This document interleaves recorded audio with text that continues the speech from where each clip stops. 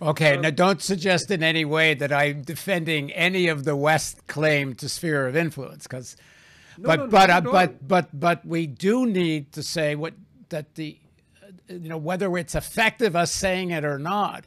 International law matters, and the outright violation of Ukraine's sovereignty, and the thousands of civilians being killed, is outrageous, illegal, and should be denounced.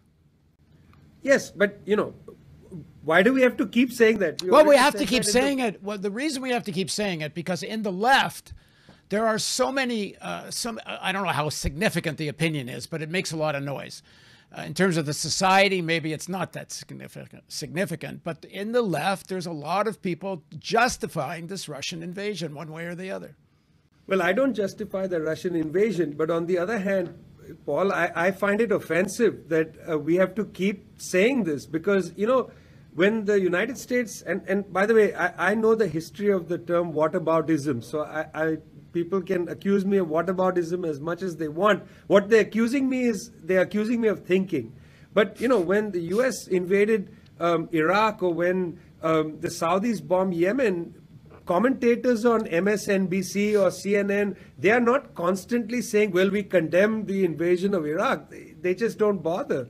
But we are under pressure constantly because any critic of US imperialism is accused of being a stooge for somebody. You're a stooge for Putin, you're a stooge for Assad, you're a stooge for Gaddafi, you're a stooge for this, that, and the other. And in a way, this is something, we need to push back against this form of information attack. Like, I've already said that I'm against this war.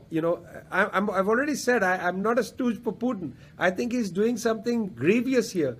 But it's very interesting that we also feel, in a way, either morally, there's a moral necessity that we keep saying these things, or we feel boxed in, or there's an insecurity that creeps in, that I don't want to be attacked as a stooge for Putin.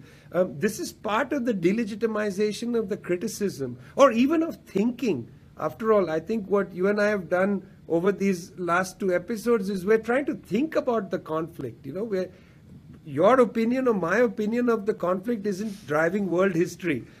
We don't have legions of people following us who, if I say, this is a terrible war, they'll all say, well, he said it's a terrible war. No, it's not like that. We are trying to think about something that's quite difficult to understand because there's so many strands.